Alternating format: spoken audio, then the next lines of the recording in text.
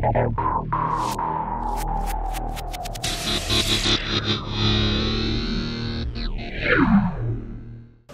todos, bem-vindos a todos aqui. Satisfação imensa nesse sábado.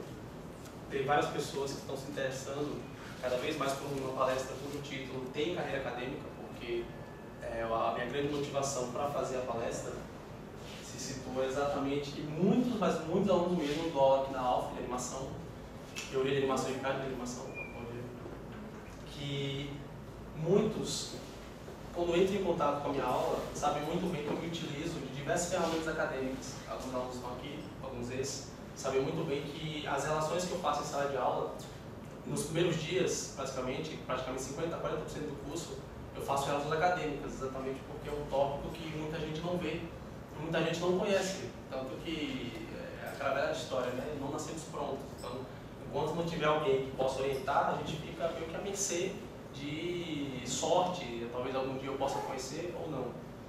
Isso acontece demais, por exemplo, quando a gente está na própria faculdade, ou até mesmo no meu familiar. Todo mundo mesmo, não tem dúvida do que um arquiteto faz, mas parece que é um tanto nebuloso o que o pesquisador de arquitetura faz.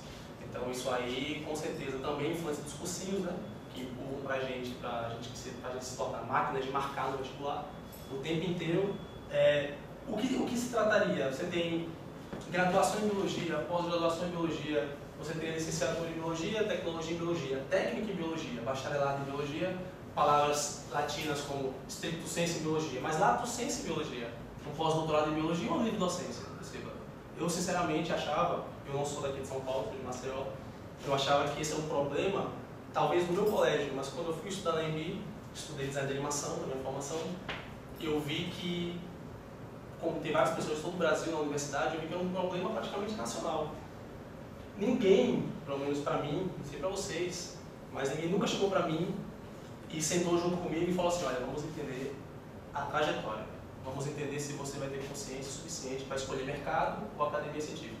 Isso é uma coisa extremamente rara, pelo menos assim, eu digo rara porque com certeza deve existir, mas eu nunca entrei em contato.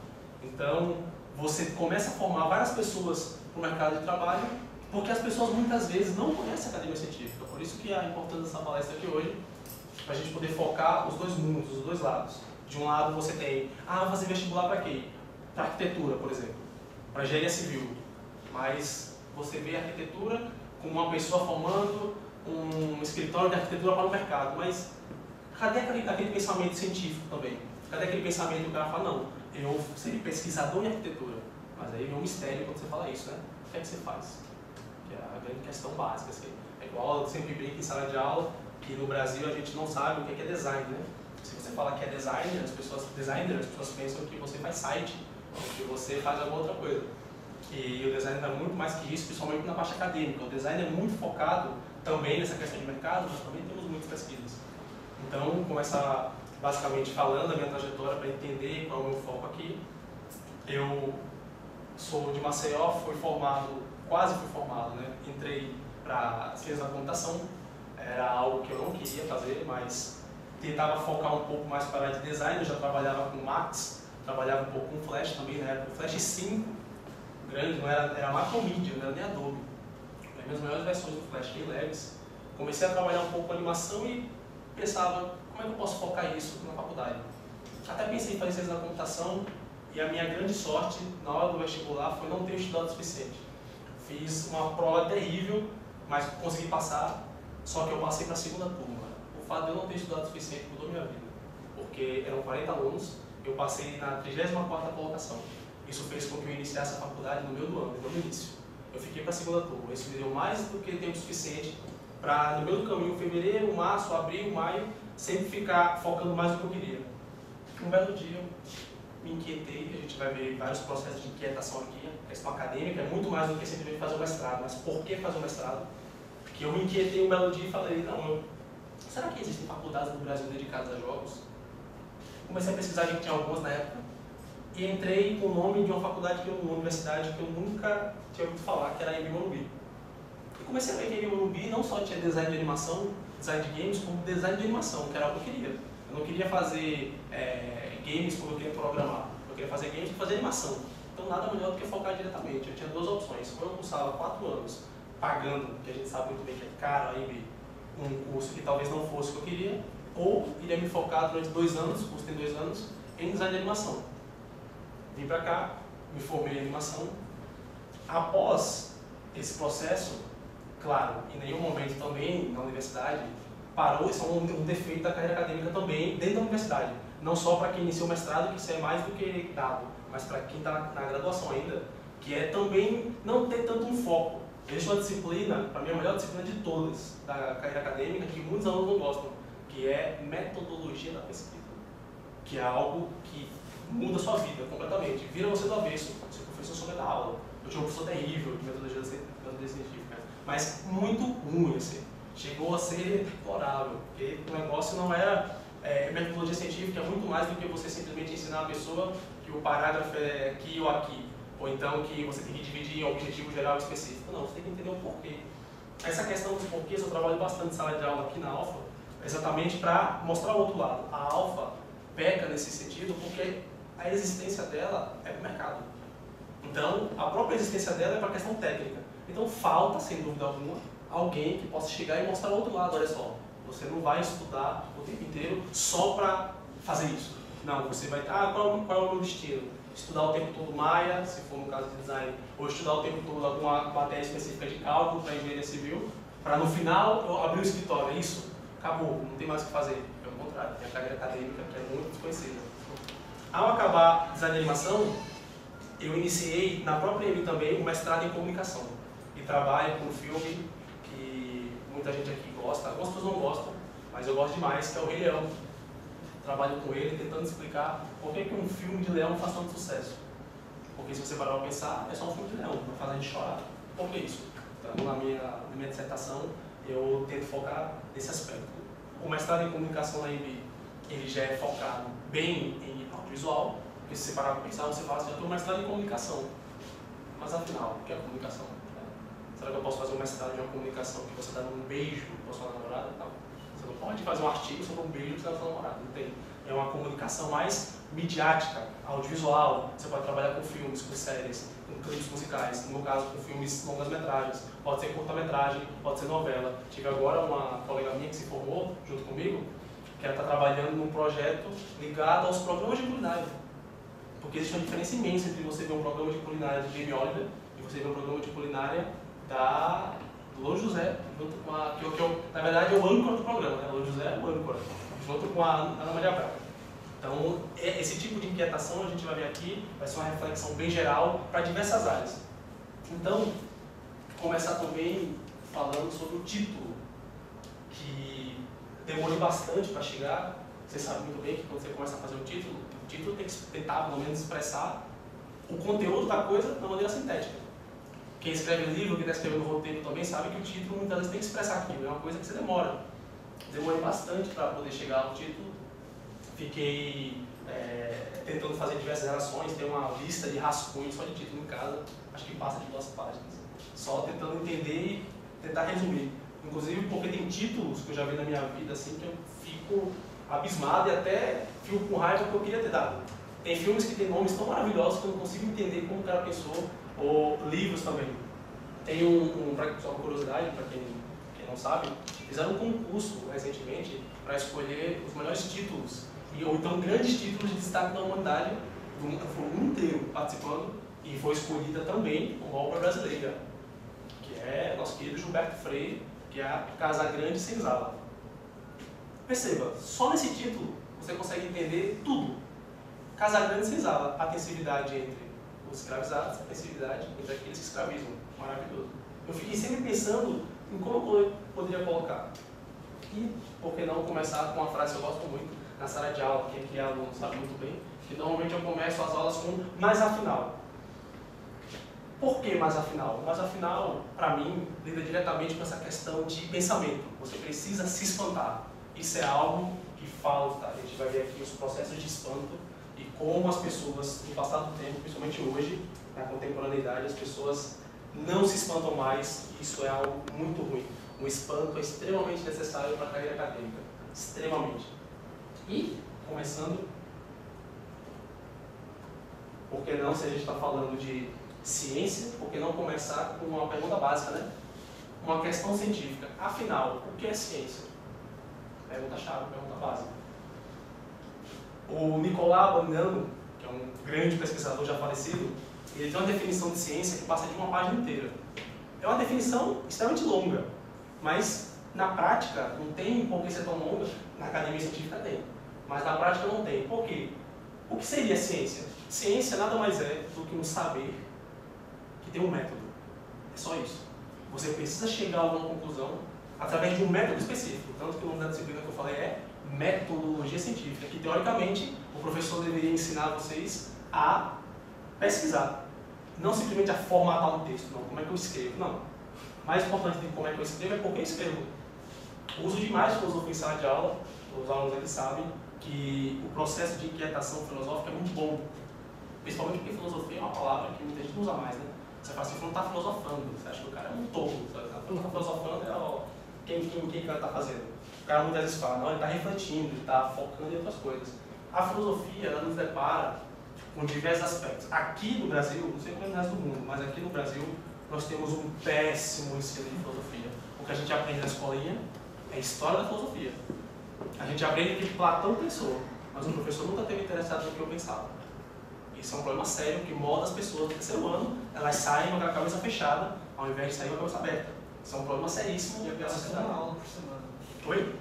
Normalmente, em todos os colégios, é uma aula por semana. Exatamente, para aprender história. Na verdade, isso daí é apenas para cumprir qualquer lei, né? Porque, na verdade, é obrigatório ter filosofia. Exatamente, isso é um problema. Isso, só pra... Ao meu ver, a disciplina de filosofia deveria ser o tempo inteiro no pensamento de inquietação. Você precisa se inquietar. A gente vai trabalhar com essa palavra, se repetir aqui, exaustão, porque essa é a palavra-chave para quem quiser seguir a carreira acadêmica. Você precisa, eu utilizo demais dessa parte da filosofia para chegar um pouco mais além. A filosofia nada mais serve do que para ir além do óbvio, tá? As pessoas começam a entender, alguns alunos chegam para mim e falam, professor, aquele autor que o senhor passou de filosofia, eu não consigo entender nada. Claro, você precisa entender o que veio antes dele. Se você vai estudar um cara que é da década de 90, você tem que entender no que o cara é baseado. É quando você vai olhar a biografia dele, o cara se baseou na década de 60. Você pega a biografia do cara de 60, se baseou, e tudo chega na nossa querida Grécia Antiga, né? Em três carinhas que pouca gente conhece, que é Platão, Aristóteles e Sócrates. São três que quase desconhecidos. Esses caras, lá atrás, pensaram em tantas questões tão maravilhosas que não são passadas pra gente, que a gente começa a ter raiva de filosofia no colégio.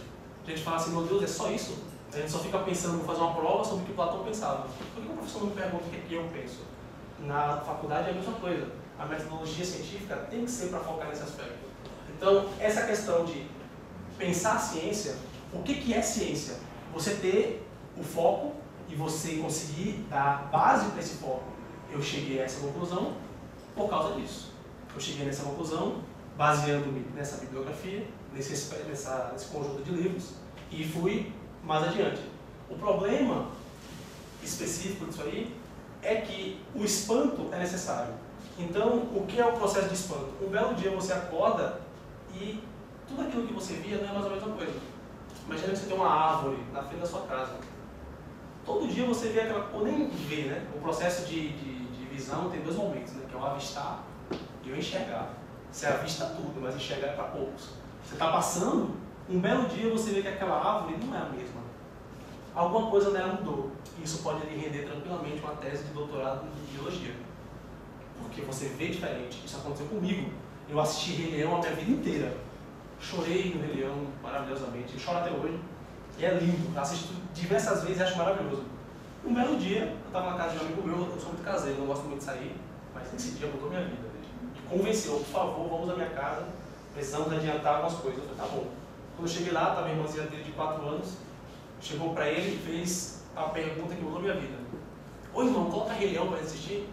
Esse dia, nunca esqueci. Ela colocou o Rei Leão, enquanto ele adiantava os trabalhos dele, eu dava aquela coisa, né? Que saco, eu tô na casa dos outros, quero ir pra minha casa, ficar no YouTube e jogar, alguma coisa assim.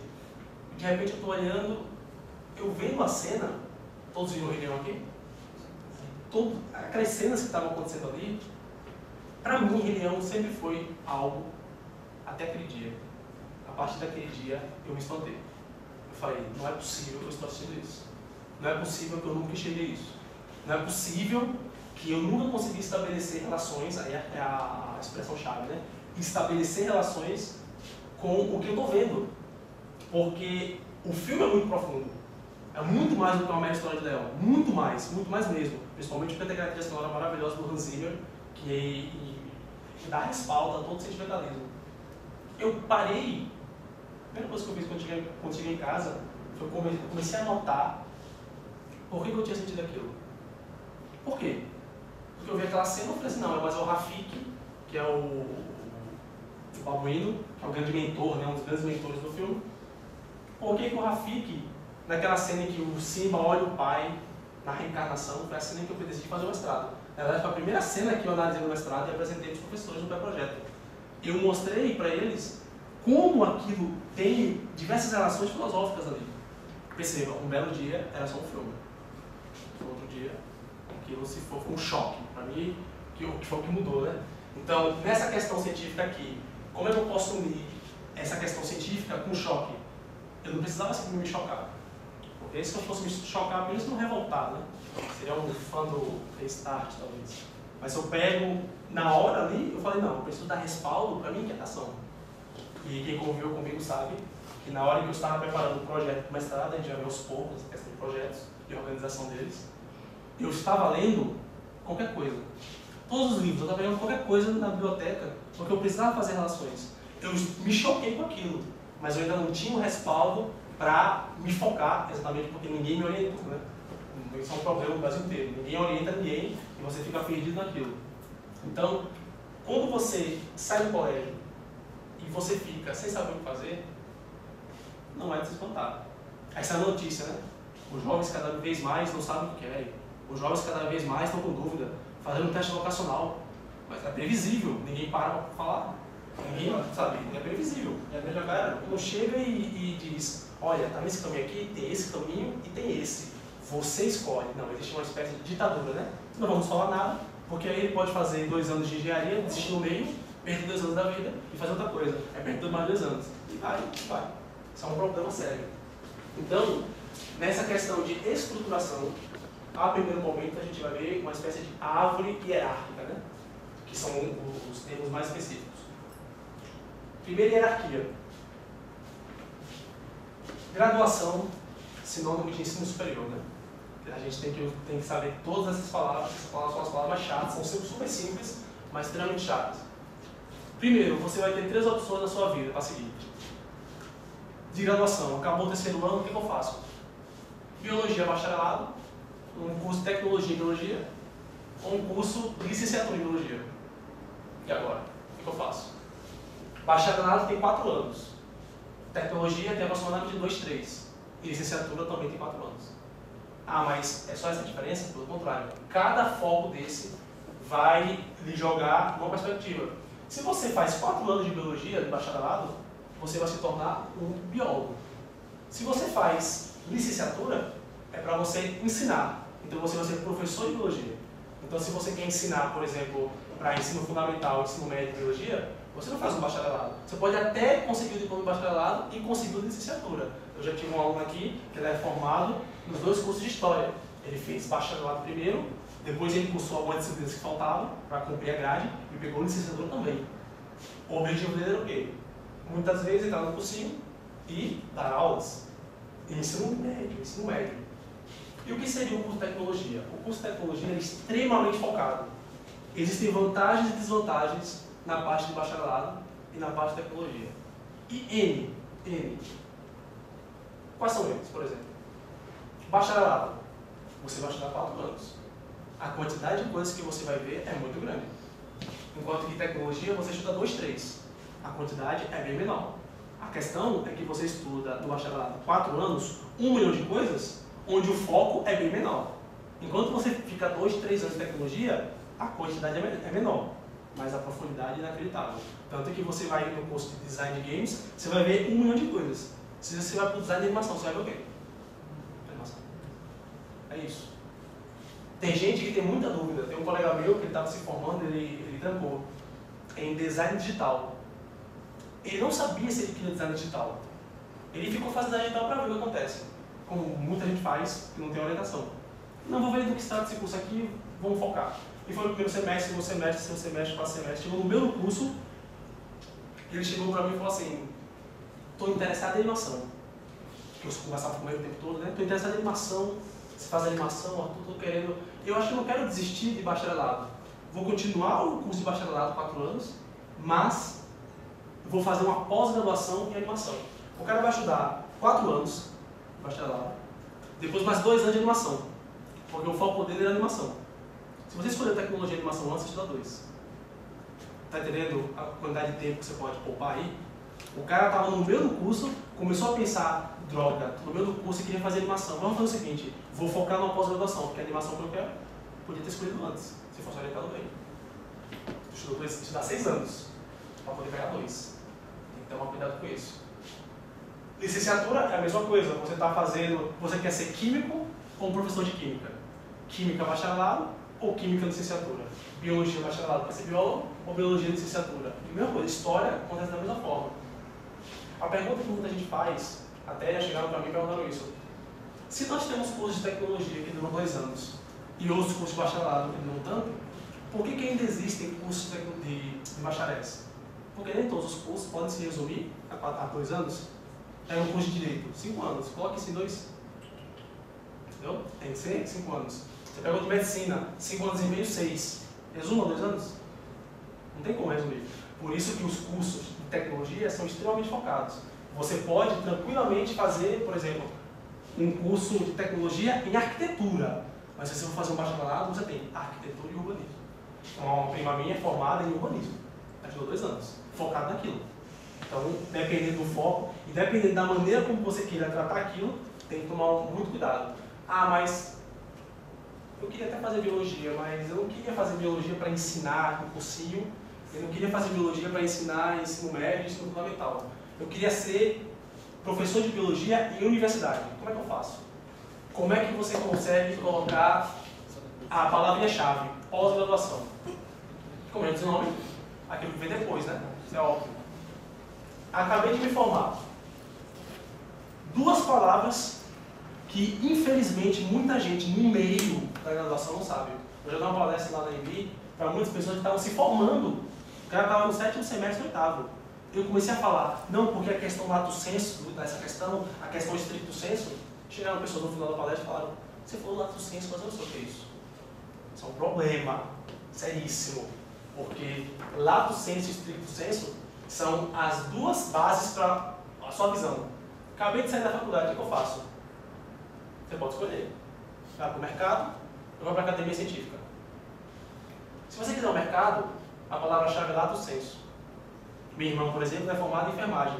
Ela agora entrou no mestrado, mas ela tem 2 pós-graduações. Quando você fala assim, eu tenho 2 pós-graduações, 3 pós-graduações, sou formada em arquitetura, com pós-graduação em alguma coisa, sei lá, contemporânea de tal país. É uma coisa focada para o mercado.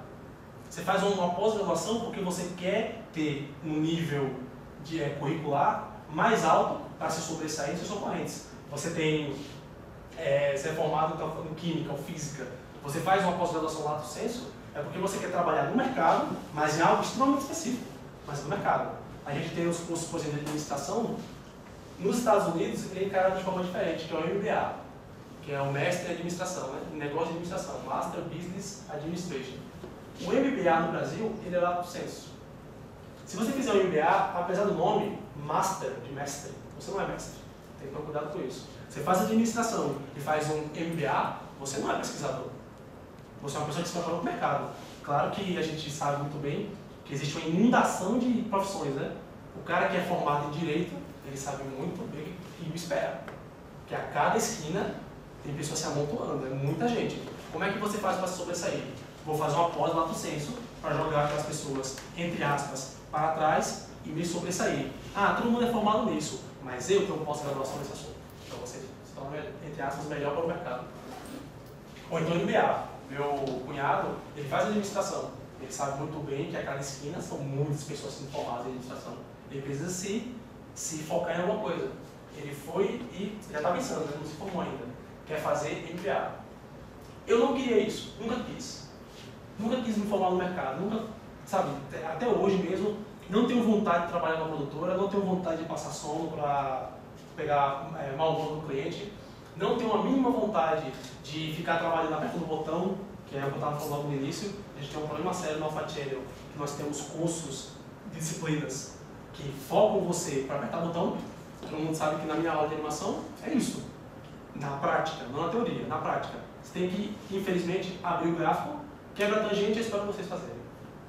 Faz a animação aí, pronto, agora eu vou esperar, vocês me chamam. E vai acabar a aula. Aí você vai ver Solid Thinking, mesma coisa. Você vai ver AutoCAD, a mesma coisa. Você vai ver isso. Então, essa questão de reflexão, você fica meio que, ah não, estou me mandando fazer as coisas, mas cadê a reflexão por trás? Aí é a parte da teoria de animação que eu foco bem mais isso.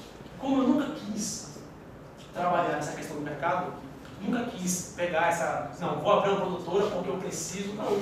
Eu falei, não, vou fazer uma pesquisa e vou entender a pesquisa. Foi nesse momento que o abismo se abriu na minha frente.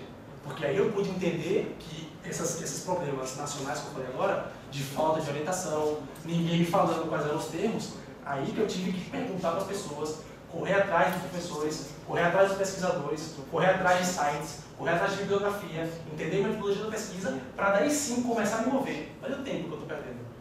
Se alguém pudesse me orientar antes. Então, o estricto senso, você fala, não, vou fazer uma pós-graduação, quero me sobressair, mas não quero focar no mercado. Quero porque quero estricto senso. Ou seja, mestrado. O que seria o mestrado em si? O lato senso, um curso, varia. 1 ano e meio, 2 anos, talvez menos de repente. O estricto senso, o mestrado, você tem 2 anos de estudo. O doutorado você tem 4. São níveis diferentes. Você não pode simplesmente escolher, vou fazer, acabei de me formar, quero fazer o doutorado. Você não pode fazer isso. Tem cursos que podem, é um problema, mas tem cursos que podem. Mas normalmente, é como se você quisesse fazer uma pós-graduação sem ter graduação. Não tem sentido isso. Você tem que passar pelo processo. A pergunta-chave é, o que é esse mestrado? Você precisa, durante 2 anos da sua vida, ler, reler, escrever, ler de novo, escrever de novo. Tem gente que já chegou para mim e falou assim, professor, eu tenho vontade de fazer um mestrado, mas não gosto muito de ler. Eu falei, olha, isso é um pouco contraditório, porque vai ser difícil, porque o que você vai ter que enfrentar lá dentro não é fácil. Existe um consenso na academia científica que quem faz mestrado não empurra com a barriga. Você, sabe, existe um limiar quase ético. Chega a 2 meses, se você empurra com a barriga, acabou. Você vai ter que sair do mestrado, não tem como, você não aguenta. Quando eu entrei no mestrado, eu tive que enfrentar 4 disciplinas durante 2 anos. Desculpa, durante 1 ano. Aí você pode perguntar, igual eu perguntei, meu Deus, mas você vai estudar 2 disciplinas apenas por semestre? Aí é fácil. Ah, sim, até eu. Como é que eu posso fazer isso? No colégio a gente vê 3 disciplinas no dia, 4 disciplinas no dia. Você pega 1 milhão de coisas numa semana. No mestrado, aí eu pude entender por que eu não poderia cursar as 4 num semestre só. Porque no final de cada semestre, eu tinha, para cada disciplina, que produzir 15 páginas de artigo científico. Então, a cada semestre, eu teria que produzir 30 páginas de artigo bem baseados. Então, se eu cursasse 3, eram 45, num semestre só. Se você não trabalha, até que você pode tentar administrar. Mas se você trabalha, tem aquele tempo, onde é que você vai arranjar tanta base? Você precisa dividir um pouco. Quem faz mestrado, estuda 1 ano inteiro dentro da sala de aula e 1 ano inteiro em casa, com visitas periódicas. Você pega, não, mas por que são visitas periódicas? Porque você tem o que ver em 1 ano. O outro ano é só produção. Lembrando que a grande diferença entre o mestre e o doutor, que aí eu situo bem esse ponto da palestra, né? O porquê fazer. O mestre, ele defende uma dissertação. O doutor, ele defende uma tese. É totalmente diferente. O mestrado, você tem a sua pesquisa, mas ao mesmo tempo nada impede que um cara no interior do Acre tenha a mesma pesquisa que você, ou esteja desenvolvendo uma pesquisa parecida, o que é muito difícil. É igual você querer que 2 pessoas em 2 locais do mundo tenham poemas iguais. Não existe isso. Pode ter poemas parecidos, mas iguais não. A pesquisa é a mesma coisa. O doutorado não se dá esse luxo. Por isso que você estudou 4 anos. São 2 anos de sala de aula de pesquisa para estruturar um saber, enquanto que o doutorado é um saber, a palavra-chave, inédito. O cara que é doutor, ele pesquisou algo que ninguém pesquisou. É aí que está o problema para você fazer doutorado. Porque tem um tópico, como vocês vão ver, quem quiser ler, leia mesmo. tópico estricto sensu, pós-graduação. O que é necessário? Quando você vai ver o edital, que é imenso, vai estar lá. Tem que ter mestrado, 2 línguas estrangeiras, logicamente, ou mais. E tem um momento que ele diz assim, ineditismo da pesquisa. E aí que reside o problema. Até que ponto você conhece para ficar inédito? Porque você lança uma pesquisa e tem que saber muito bem que um cara em Taiwan está fazendo a pesquisa que você está fazendo. É difícil, mas acontece. Muitas vezes, por sinal. Tanto que o doutorado tende a focar muito mais. Se você estudou no colégio, acabou o ensino fundamental. Você sabe que existe o planeta Terra. Quando você faz a graduação, você tem que escolher entre a terra, o mar e a água. A terra, o ar e a água. Quando você faz uma pós-graduação, lato sensu, você escolhe um pedaço de terra específico. Você vai se focando. Se você faz mestrado, aquele pedaço de terra tem que separar um pedacinho da praia.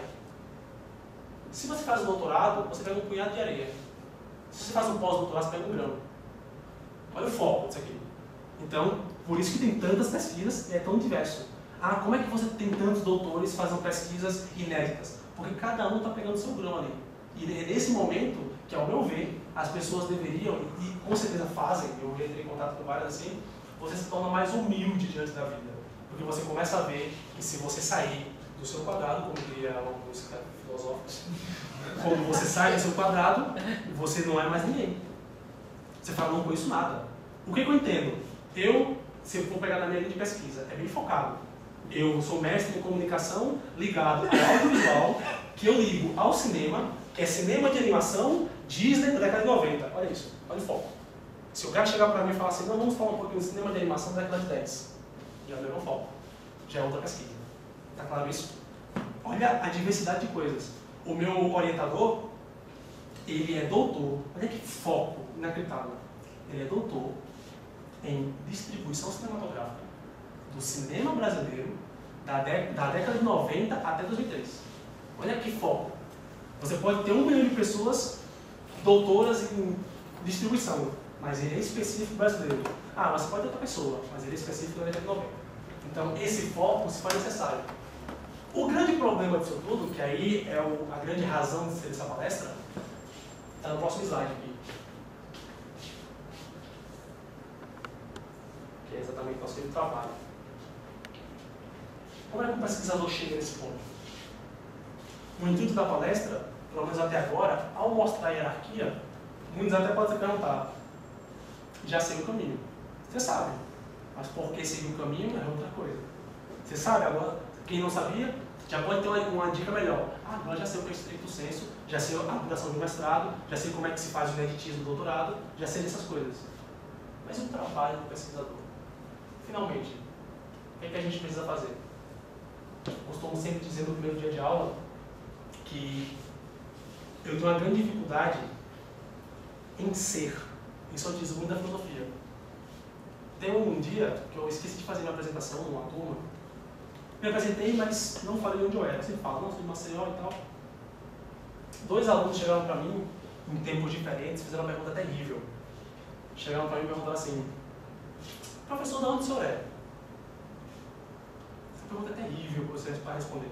Porque primeiro, ele diz que eu sou, né?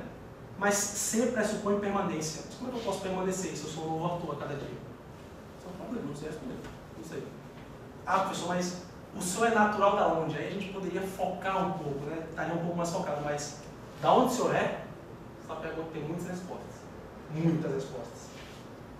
Por que eu digo isso? Porque o trabalho do pesquisador nada mais é, atenção, essa é a frase-chave, fazer relações. O pesquisador é aquela pessoa, como eu disse, que tenta enxerga alguma coisa e une ela com outra. Por exemplo, na minha pesquisa, eu debruço umas 40 páginas, no mínimo, para falar sobre a relação entre o Rei Leão e a Revolução Francesa. Alguém poderia falar, tem relação as duas coisas? Tudo. Rei Leão só existe porque teve a Revolução Francesa. Perceba, a gente precisa focar isso, precisa entender isso. Não, mas como é que a gente chega nesse ponto? É um processo de espanto, é inquietação. Você não pode simplesmente chegar, eu até brinco com os alunos, uma das perguntas que eu faço no primeiro dia é, o que é um copo? O que é um copo? Sabe? Aí chega um momento em que os alunos não conseguem nem responder o que é um copo. Aí eles se tornam humildes dentro da vida. Eles falam, meu Deus do céu, eu sei dizer o que é um copo. O que é isso? Sabe? O copo é, pergunta básica, o copo é. Perceba como a filosofia faz com que a gente crie neurônios. Na hora. Eu sempre, quando faço essas perguntas, eu vejo o rosto dos alunos que eles nunca param para pensar sobre isso. E é natural, porque as engenharias são tão famosas, porque você vê a sala de aula e aplica diretamente. A filosofia não. A filosofia ensina você, como eu disse, a ir além do óbvio. Tem um professor maravilhoso, um grande mestre para mim, que é um professor da PUC, o professor Mário. Ele tem a melhor frase, uma das melhores frases que eu já vi. Ele disse assim: na vida, você é como se fosse um líquido dentro de um recipiente. E com o passar do tempo, o líquido se conforma no recipiente. A filosofia é que você faça o quê? Que você transborde, que você vá além da borda, que você não fique cercado naquele ambiente. Aquilo não é só uma árvore. Recentemente, não sei se vocês viram, saiu até em várias revistas, não sei se saiu Fantástico, não sei, o Globo Repórter também, não sei. Um menino de 13 anos, inclusive o exemplo da árvore, ele enxergou uma árvore e fez um dispositivo para captação de luz de forma mais eficiente. O menino tinha 14 anos, o menino é um moleque. Ele passou um dia, enxergou a árvore e fez uma pesquisa. Perceba, esse é o processo que falta. E tudo tem relação. Eu gosto muito, por isso que eu falei, de dedicar bastante tempo a esse processo de inquietação. Fazer com que os alunos pensem. E é isso que se faz necessário. Por que nossas aulas de filosofia não são assim? Provavelmente muita gente pensou muito mais agora, quando eu perguntei se o copo é, do que nos 3 anos de filosofia no colégio. Só faz você pensar, o copo é, e você começa a pensar, como assim o copo é? Já é o suficiente para você pegar aqueles 3 anos de ensino de filosofia e falar, meu Deus do céu, eu nunca pensei assim. E é uma pergunta simples, por sinal. Simples, porém não simplória, né? As perguntas simples são as piores. Chegaram para mim também, outro dia, e tentaram, quiseram, na verdade, entender por que eu tenho tanta dificuldade de ser. Eu tenho um problema seríssimo em me fixar no pensamento. Eu acho que o ser humano por si só é assim. Hoje, eu posso chegar em casa e escutar Maria Bethânia. Mas amanhã eu posso não gostar de Maria Bethânia. Começar a escutar Sepultura. Mas no mesmo dia eu me canso de Sepultura. Eu vou para Gal Costa. Eu posso tranquilamente escutar, atenção, Justin Bieber. Vou dar exemplos. Mas nada contra, mas eu não gosto. Então, é isso. A gente chama isso de ser humano virtual, né? Tem gente que acha que virtual é uma palavra nova. Virtual vem lá de trás. Aristóteles já falava de virtual. Virtual é aquilo que tem a potência de ser. O ser humano sempre foi assim. Vocês sempre, na vida de vocês, foram estáticos? Nunca. Você é uma pessoa aqui, outra pessoa a cada 5 minutos. Então, esse tipo de relação eu utilizo muito na minha pesquisa, eu utilizo muito em sala de aula. As pessoas precisam aprender a fazer relações. Eu, sinceramente, acho que com o pensamento crítico, ser um bom pensamento, você não pode se focar só naquilo. Você pode tranquilamente ir para várias áreas para depois ver o que você quer. Por exemplo, o cara diz assim: para eu poder fazer uma boa pesquisa de design, eu tenho que ficar lendo só design. Não. Então, outro dia eu estava vendo uma conversa de 3 fotógrafos. Os 3 chegaram na mesma conclusão. Vale a pena fazer uma faculdade de fotografia? Eles falaram, não. Por que não vale a pena fazer fotografia? Porque a fotografia, como é uma questão artística, se você se formar em outra coisa, aquilo vai dar muito mais respaldo. Tanto que tem fotógrafos que são formados em administração e a questão administrativa influencia as fotos dele. O cara é formado em biologia, aí o cara é fotógrafo.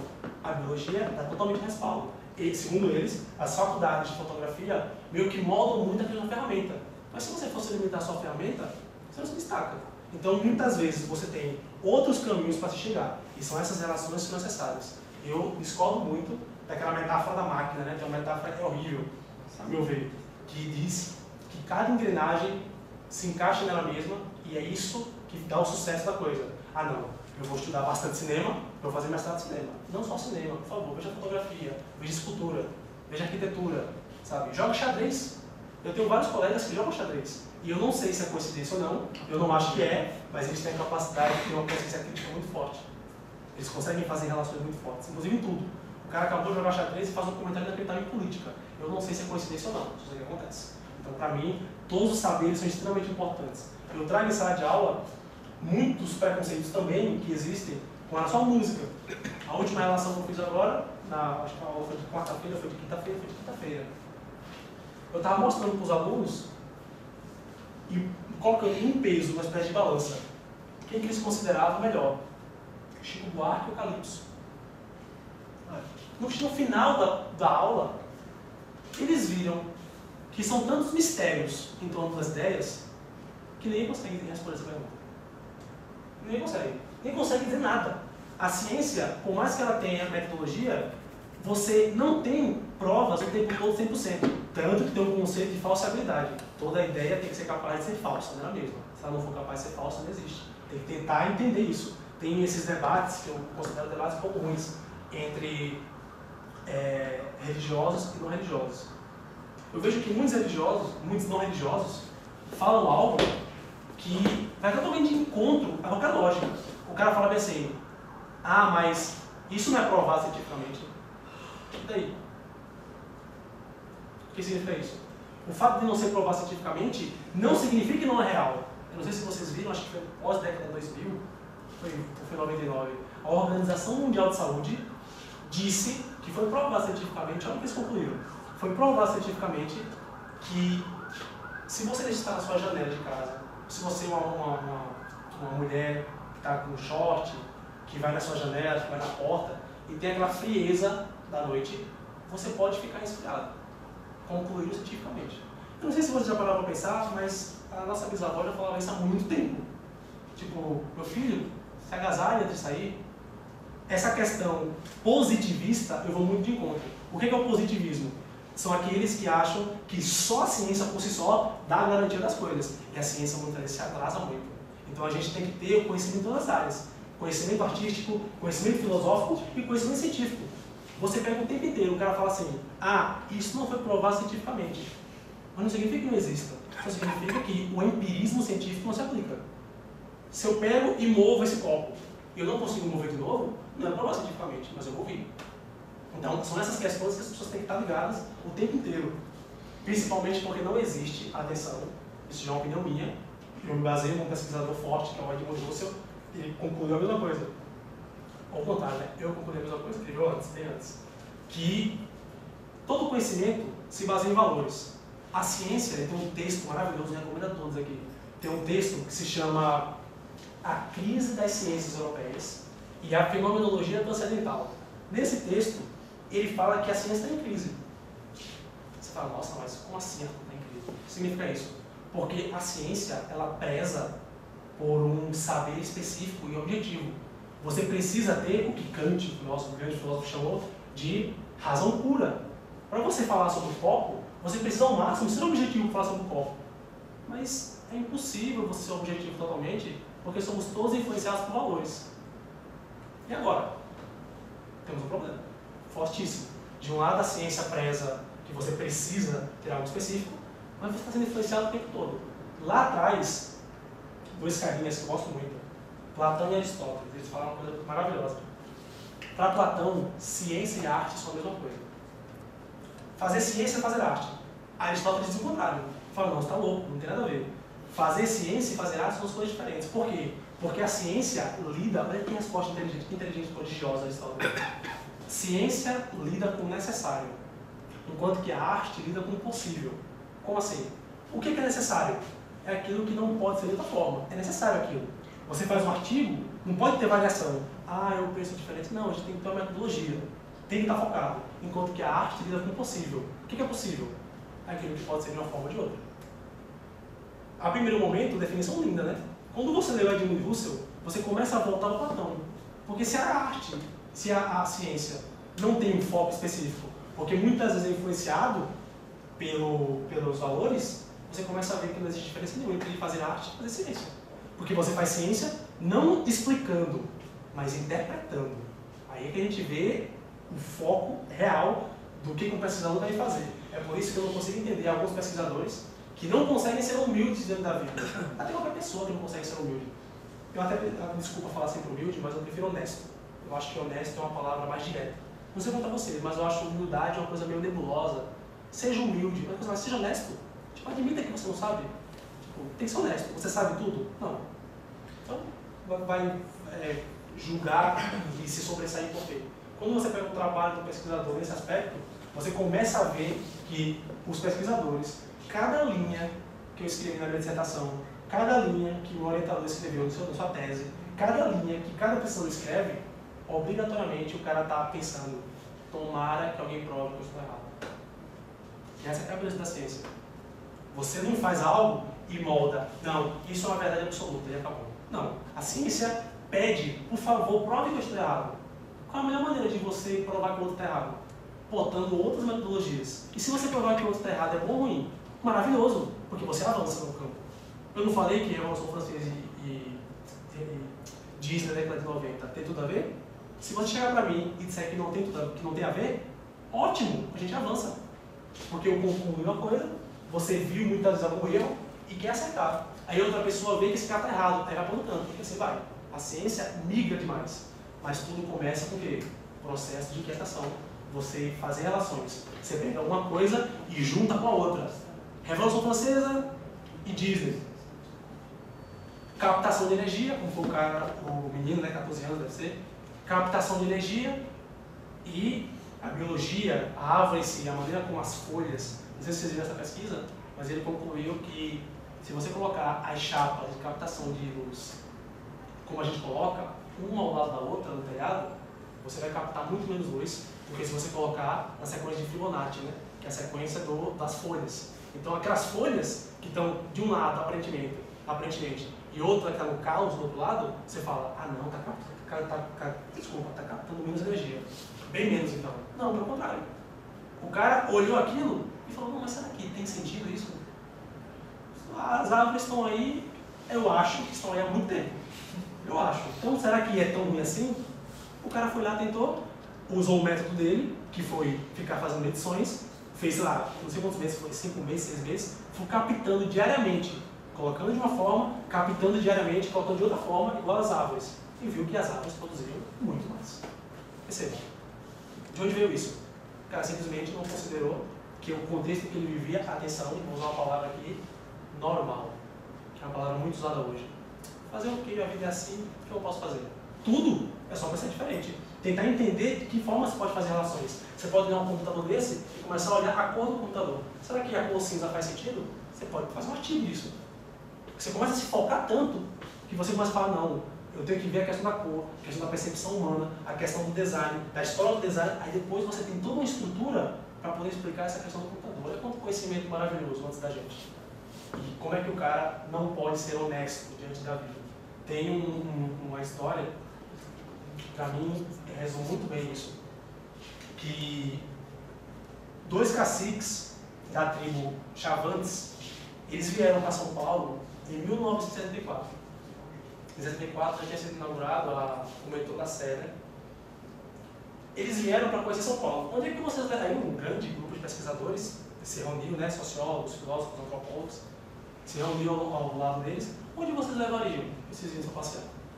Não é no Ibirapuera, nem no Butantã, né? Você não vai levar no óculos, vai levar para o mérito. Onde é que você acha que eles foram levados? A Avenida Paulista. Chegaram na Avenida Paulista, mostraram aquelas catedrais financeiras, aqueles 2,5 km da Praça Peticionário, final da Avenida Angélica. Mostrou tudo aquilo, eles não usavam, atenção, eles não usavam dinheiro como sinônimo de qualidade de vida. Sabe o que era qualidade de vida para os Chavantes? Comida acumulada e uma moradia. Isso para eles era qualidade de vida, sinônimo de prosperidade. Eles chegaram lá e perguntaram para aquilo. Eles falaram, não, aqui estavam as catedrais financeiras, explicaram para eles, né, que é sinônimo de riqueza. Aí falaram, não, aqui que se produz muito dinheiro. Um deles observou e falou assim, ah, então essa cidade é muito rica. Primeira observação. Onde mais foram levados, vocês acham? Levados ao shopping.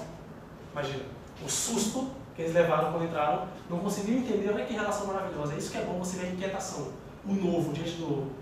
Eles foram levados, eles não conseguiam entender 2 coisas. Como é que a gente conseguia ficar num ambiente tão artificial? A luz era artificial, o clima era artificial, as plantas eram artificiais, se elas não são, elas são moldadas. Não conseguiam entender. Mas era isso que era o mais importante. O mais importante é que eles não conseguiam entender por que a gente, quando passa na frente do espelho, fica só olhando. Porque eles até perguntaram, se você está com você o tempo inteiro, por que quando você está com outra pessoa, você continua se olhando? Olha que pergunta interessante. Ou tonta, né? Seria tonta se ele vivesse no nosso ambiente. Mas eles não sabiam, esse cacique não sabia, que a nossa sociedade é uma sociedade narcisista. Então, como cantou Caetano, Narciso acha feio tudo que não é espelho. O que mais vão levar, vocês acham? Para onde? Metrô? Imagina o susto que eles levaram, aquele buraco que parecia um formigueiro, saía gente, entrava gente. Você fala, meu Deus, o que é aquilo? Foram para o metrô, susto, aquela máquina de produzir velocidade, ficaram maravilhados com aquilo. Até que, um belo dia, eles foram levados no local, que aqui não foi VAR, um local projetado pelo Ramos de Azevedo, maravilhoso, que é o Mercado Municipal. Que aqui não foi VAR. Maravilhoso. Se você nunca foi, quem já foi sabe. O que você encontra lá?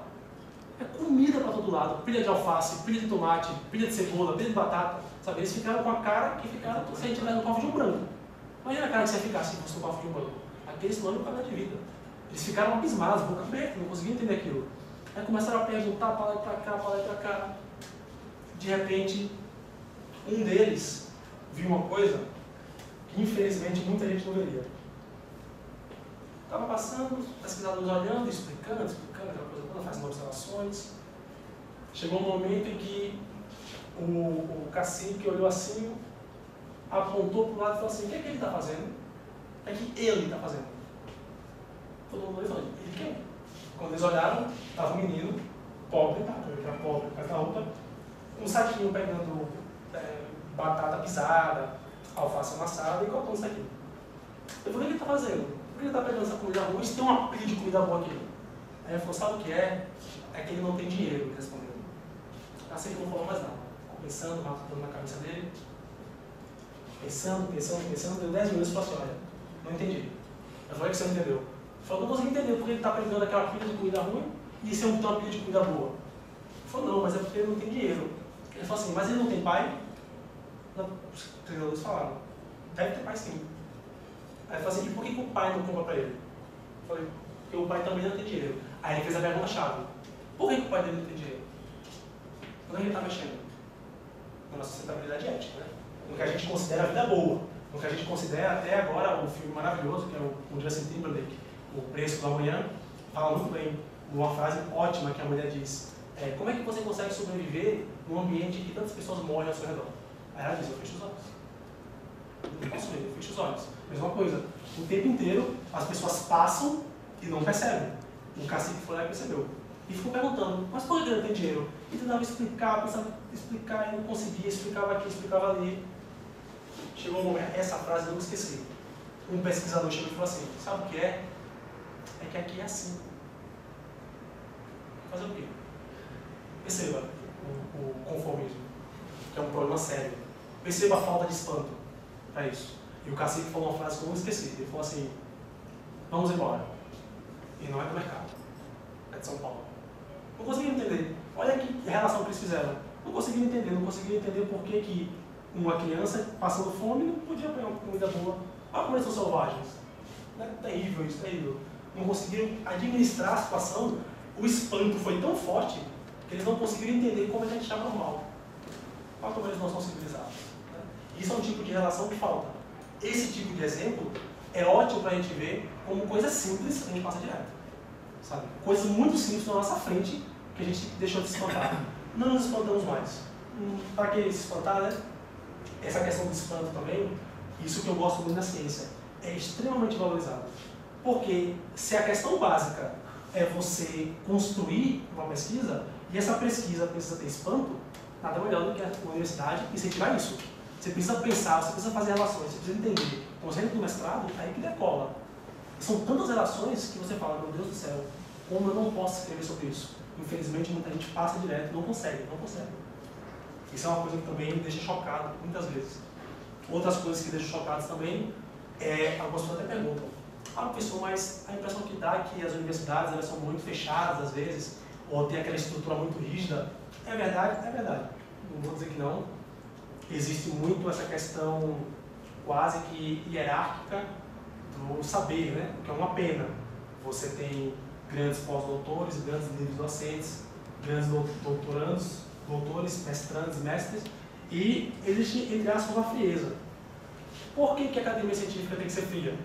Atenção, não tem que ser arrogante. Mas por que existe uma frieza? Porque você não pode tentar deixar a emoção ali no artigo científico. Você tem que ser objetivo. Por isso que muita gente não consegue ler artigo. O professor não consegue ler isso aqui. cara está usando os termos, é claro, o cara está tentando fazer o que, olha, eu não estou brincando aqui, estou falando sério, estou botando umas palavras específicas para isso. Muitos termos científicos afastam as pessoas, mas eles precisam ser usados para focar. Quer ver um exemplo? Muita gente cita esse exemplo aqui. Estudo seco. Eu falei para vocês que eu tenho dificuldade de ser. Ninguém na academia científica vai usar estudo seco. Vai falar ontologia, estudo do ser. Ninguém vai falar filosofia da ciência ou ciência da ciência. Vão falar epistemologia. São essas palavrinhas-chave que a primeiro momento você pode não saber, mas que durante a faculdade foca você. No meu caso, não focou, o que focou foi o primeiro dia. Entrei no mestrado, a primeira aula foi só para explicar termos. A gente conseguia entender os artigos, porque ninguém entende os artigos se vocês não souberem. Esse tipo de inquietação, às vezes, pode dar a impressão de que, mas como é que eu vou me inquietar se eles tinham estrutura tão rígida? Só uma pergunta séria. A estrutura pode ser rígida daquele lado, mas eu sou extremamente maleável desse. Como é que eu posso focar? Aí vem a orientação, vem o programa de pós-graduação, colocando boas disciplinas. Por que você não pode fazer uma pesquisa de mestrado sozinho? Tem que ter co-orientador. Porque o cara é doutor. O cara já errou tudo. Eu costumo até dizer, a diferença básica entre o professor e o aluno não é que o professor sabe mais. É que o professor já errou muito mais. Então, o cara consegue tranquilamente olhar para você e falar assim, não, você sabe muito. No entanto, eu já segui esse caminho. E posso dizer que pode ser diferente, assim vai.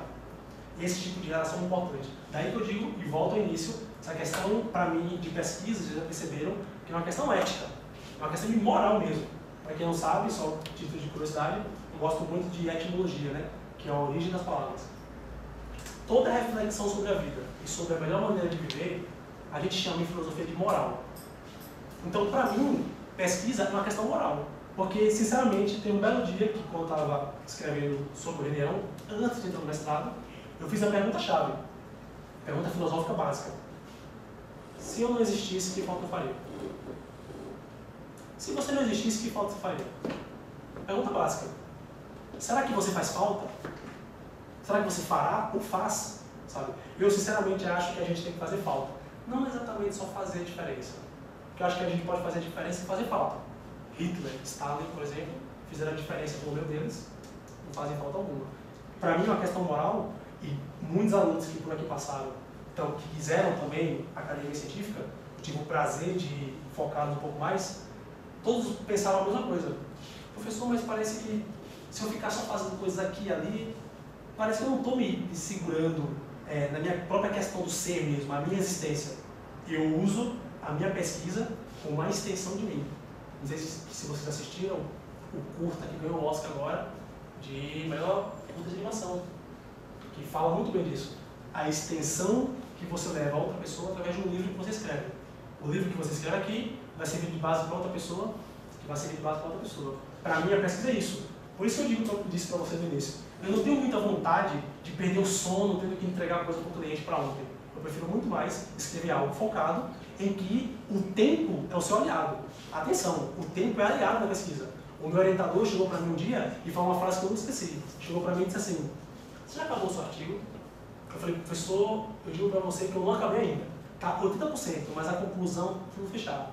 Eu falei assim, você quer mais uma semana ou duas? Perceba. Você fala isso para o cliente? Nossa. Por que ele fala assim, uma semana ou duas? Porque quanto mais tempo você tiver para, atenção, a palavra-chave, maturar a ideia, mais você vai estar focado. O que vale mais? Eu escrever um negócio nada a ver em meia hora, ou ter 2 semanas de puro foco e pura bibliografia? É o que eles prezam. Então eu comecei a parar comigo mesmo e pensar, não, é isso que eu quero, é isso que eu preciso.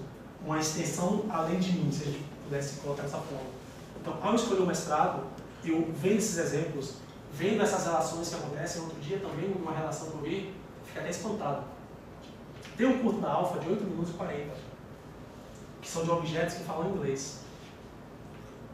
Eu não dei aula de roteiro para essa turma, mas eu sou uma pessoa que eu prezo muito o português.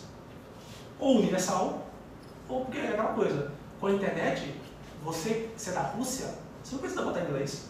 Você pode fazer em russo, tem o YouTube para colocar legenda, não tem problema. Hoje em dia é mais fácil ainda. Aí, o cara, foi o Bruno Senna, um grande aluno, falou assim, professor escreveu o roteiro. Eu não dava aula, né? De roteiro. Hoje eu dou. Ele me mostrou o roteiro, eu vi que estava tudo em inglês. Falei, rapaz, você tem certeza, né? Por convencimento, porque eu não falei português. Aí ele falou, não, professor, eu não gostaria, queria que fosse inglês. Aí eu pensei comigo mesmo, já sei porque ele escolheu inglês. Deve ser igual a Sepultura, né, que canta em inglês, ficou famoso no mundo todo, a Angra canta em inglês, ficou famoso no mundo todo. Eles botaram em inglês porque eles querem ficar famosos, eles querem que aquilo se disperse, querem que o curto seja visto no Japão, quer tudo. Aí ele olhou para mim e falou assim, não, professor, você está louco. Não tem nada a ver isso. Aí ele falou uma frase que eu nunca esqueci, um dos dias mais tristes da minha vida. Chegou e disse assim, eu escrevi em inglês porque eu não consigo pensar em português. Isso me espantou. Eu falei, como assim? Ou seja, oh my God para ele é ótimo, mas oh meu Deus não pode. Oh meu Deus é horrível, não pode. Isso me espantou. Quando eu falo esse exemplo, sempre, todas as turmas, para tomar esse cuidado. Muita gente se espanta, mas recentemente eu tive um exemplo de falta de espanto. Total, assim. O cara chegou e falou assim, mas qual é o problema de um brasileiro que tem a língua materna português não conseguir pensar em português? Eu me choquei. E é bom que aconteça, porque eu já tinha até esquecido como é que é esse choque. Eu parei assim, eu comecei a explicar pro cara, não, mas você não acha que pelo cara ter essa cinematografia, somente a nossa, que é muito escassa, não poderia dar um incentivo? Demorou meia hora, aí no final o cara falou, é verdade. Percebeu, demorou um pouco, mas pelo menos consegui fazer com que ele entendesse um pouquinho. Não o obriguei a nada, só dei os caminhos. Então, esse tipo de foco, isso pode render uma pesquisa. Pode render uma pesquisa, que faz com que um cara foque tanto no inglês ao invés de português. Será que é uma questão de língua? Ou será que é uma questão social? Somos inundados no cinema dos Estados Unidos. E aquilo virou costume. Ou não. A língua é mais fácil, então é melhor. Ou não. Sabe? Eu, particularmente, gosto muito de inglês. Assim. Eu estava vendo um vídeo, eu sempre falo em sala de aula, estava vendo um vídeo do Tom Jobim no YouTube, da música Luísa, uma música linda. Legendado em inglês. O Tom Jobim fala, céu. Na legenda aparece sky. Aí ele diz firmamento. Na legenda aparece sky. Aí eu fico com o pé atrás disso, sabe? Eu acho o português tão maravilhoso, tão rico, que eu já não consigo. Por isso que eu tive esse choque. Esse tipo de choque é o choque que eu vi que teve ausente nesse cara, que é o mesmo choque que eu vejo que está ausente na pessoa que passa direto, no menino que está na rua, que é a pessoa que passa direto e não enxerga. São coisas simples. Você pode olhar esse banner e falar assim, será que esse letreiro está melhor desse lado? Ou será que é melhor do outro lado? Só isso já rende para você o pensamento. Você vai atrás pesquisando. Será que essa mesa preta, numa palestra, tira a atenção? Não é relação que você vai fazer. Ou será que essa mesa preta vai vender bastante? Relação de mercado, por exemplo. Ou será que essa mesa preta realmente aguenta se eu der um copo d'água? Relação de material. No campo do design, né? Fora os outros. Isso eu quero que vocês entendam. Saber o caminho é uma coisa, mas você ter vontade de fazer relações é outra. É igual o cara que chegou para mim e falou assim, professor, eu queria fazer design de animação. Sabe por quê? Porque eu gosto muito de assistir animação. Qual a diferença entre você gostar de assistir e fazer animação? É imensa. É igual você falar que quer fazer design de jogos porque ama jogar Assassin's Creed. Porque Assassin's Creed é muito bom e eu quero jogar, eu amo Minecraft e preciso jogar aquilo e vou fazer uma faculdade de 4 anos porque eu amo jogar. Não é assim. Você não vai estudar cinema porque você ama assistir cinema. Você tem que ter uma inclinação para querer saber o processo. Querer entender. Ah não, eu chorei nesse filme. Eu tenho vontade de escrever um roteiro que faça os outros chorarem. Aí você já pode encaminhar. Eu tenho vontade de fazer uma direção de cinema que proponha horror. Ótimo. Mas se você só gosta de filme de horror e quer fazer cinema por causa disso, não tem problema. Muitas pessoas chegam para mim e falam, professor, meu grande problema é saber se o que eu gosto é hobby ou se o que eu gosto é ciência. Eu passei por isso. Eu amo astronomia. Amo astronomia, acho maravilhoso. Mas eu não gosto de fazer cálculo. Tá mais que óbvio que é um hobby, né? Mais que óbvio. Para mim, a astronomia é muito distante. Quando o cara chegou para mim e falou, professor, eu amo ver documentários tipo mega construções no History Channel. Não significa que você vai trabalhar na pedreira, né? Então, tem que ter um cuidado com isso. Por que existe tanta dúvida? Ao meu ver, essa é a minha opinião minha, e reforço o que eu falei lá atrás. Eu acho que falta orientação. Falta alguém que diga, não, vamos entender se é hobby ou não. Chove testes vocacionais, chovem palpiteiros, O que não falta é palpiteiro, pessoal. Tome cuidado com isso. O que não falta é palpiteiro. Eu sempre uso o exemplo em sala de aula, que é o exemplo de Nietzsche. Eu gosto muito desse filósofo. Nietzsche ele define o mundo de duas maneiras. Ele fala que o mundo tem dois tipos de força: forças ativas e forças reativas. O que são as forças ativas? São aquelas pessoas que fazem, que querem, acontecem, vão lá, buscam, se inquietam, focam, objetivo, se expande, desenvolve, entende, sabe, filosofa, faz tudo. O reativo critica. Destrutivamente. Quem nunca passou por isso? Você chega e fala assim, rapaz, eu quero abrir uma empresa. Ah, não entendo. Você sabe como é que é o risco, né? Tipo, sei lá, a cada 10 empresas, não sei quantas falem. Ah, mas eu quero fazer um concurso. Ixi, já viu uma ocorrência? Nem faz, não precisa. Não adianta. Não, queria abrir a produtora. Ixi, já viu seus concorrentes? Nem faz nada, nem precisa entrar. Não, queria fazer um mestrado. Ixi, se aguenta a barra? Nem tenta. Esses são os reativos. A gente encontra reativo a cada esquina. E o que não falta é palpiteiro. O que não falta é a gente chega para você e fala, quer viver melhor? Estude filosofia? Quer viver melhor? Marketing inteiro. Estude melhor? Tem alguma religião? Estude melhor? O que não falta é palpiteiro. O cara sempre dizendo assim, eu sei o que você deve fazer para viver bem. Eu sei. Olha aqui que arrogância. Cuidado. Uma pessoa que dá caminhos é uma coisa. Eu, por exemplo, estou propondo, mas eu não estou dizendo que a academia científica fala que vocês sejam felizes. A busca é de ser evidente. Não cabe a mim. Mas cabe a mim, pelo menos, tentar orientar. Eu já recebi tanto palpite, meu Deus, eu sou o rei de receber reativos. Eu tenho um reativo a cada esquina, não sei como é possível. Eu até de Murphy, o cara me segue. Qualquer coisa que eu faço, não, porque você. Primeiro que o reativo normalmente gosta de puxar assunto, né? Você está na fila do pão, que eu achei que fala, você viu que as pessoas que estão usando o seu pênis são mortas naquelas 2 horas. É isso, tem que ter cuidado, cuidado mesmo. Assim. Em colégio, falta os dois cantos. Quem dera até eu pudesse ter palpiteiro, na época de colégio, que alguém até poderia me guiar um pouco, mas nem isso. Não vou dividir palpiteiro, nem forças ativas, né? Até simples exemplo, que está na área aqui, na área de pesquisa e área de animação, é o nosso querido Walt Disney. Né? O Walt Disney é um dos maiores ativos da humanidade. Imagina o que era para o cara fazer animação no início do século XX. É igual hoje. Você vai para a produtora. O que é que uma pessoa reativa vai falar para você? Nossa, nós temos a Vetor Zero que vai acabar com você. Sigus Fly no Rio? Nossa, nem tenta. Imagina ele, começando a animação não faz sucesso nada. Só se pagam para pessoas de verdade. Cinema live action. Hoje em dia é muitas coisas com games. Assim. O tempo todo. Tem pessoas que acham 3 coisas que eu acho horrível assim. Que história em quadrinhos, animação, não esquecer o terceiro, são coisas para criança. As pessoas nunca jogaram God of War na vida, assim, um jogo violento.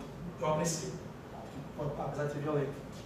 Você pega 1 milhão de coisas e imagina ele naquela época. É igual agora. Você quer fazer uma pesquisa? Você tem que ir lá e fazer, sabe? Claro que você tem que escutar alguns conselhos. Para mim, a pior coisa que o ser humano já falou aqui no Brasil, uma das piores, o cara era muito mal amado para falar isso. O cara disse assim, se conselho fosse bom, não se dava, se vendia. Realmente, o cara que falou isso, ele não sabia pedir conselho.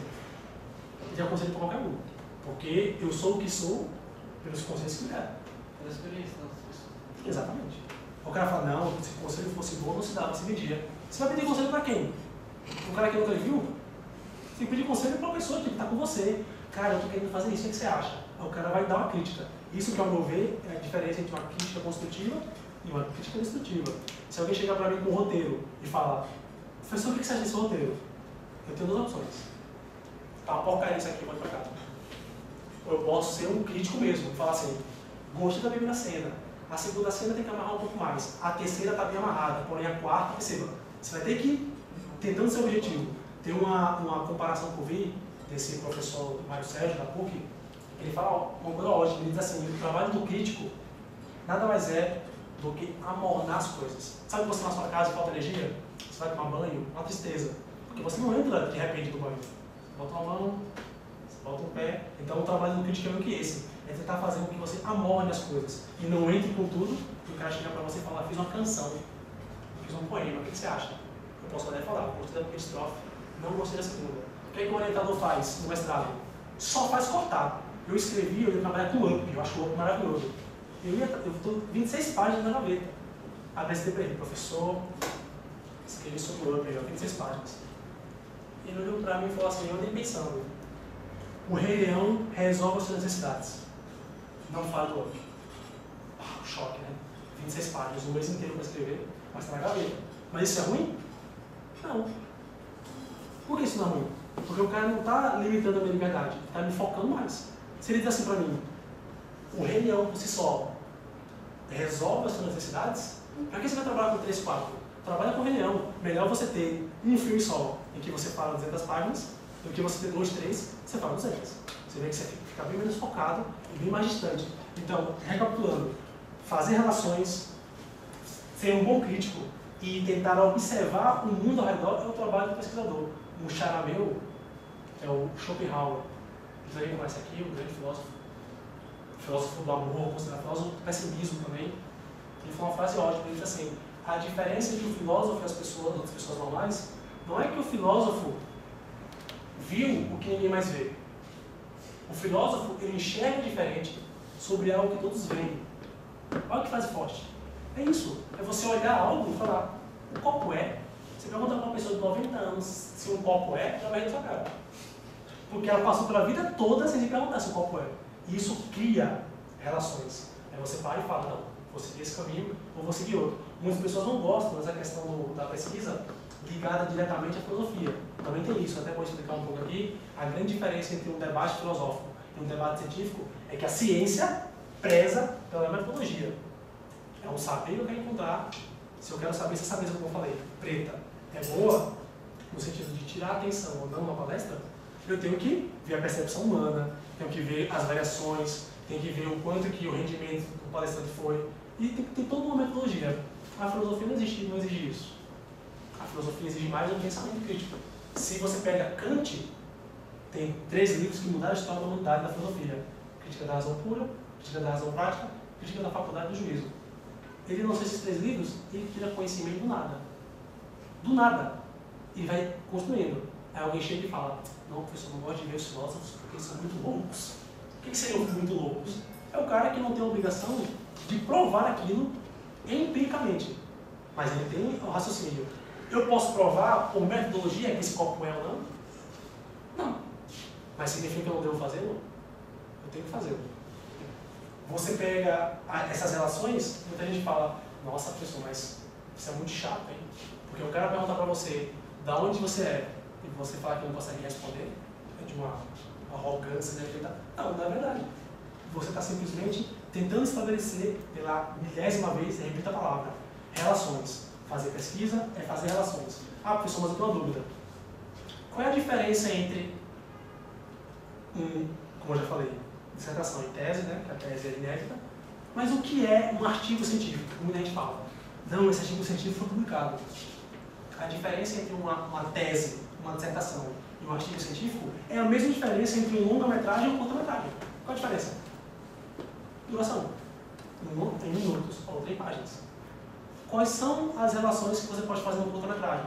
O curta-metragem, para quem acompanha, sabe que é muito mais focado. O longa-metragem, ele é muito mais aberto. Você vai assistir uma tipo a origem. Você pega 1 milhão de coisas, vai 6 personagens, uma missão e tal. Você encurtar a origem no curta, talvez fique um filme muito ruim. Porque você não teve tempo de explicar. Então o curta nada mais é do que uma situação bem focada. Por exemplo, vou fazer um curta sobre um cara que quer mover esse copo do lugar e não consegue. Eu faço isso em quanto tempo?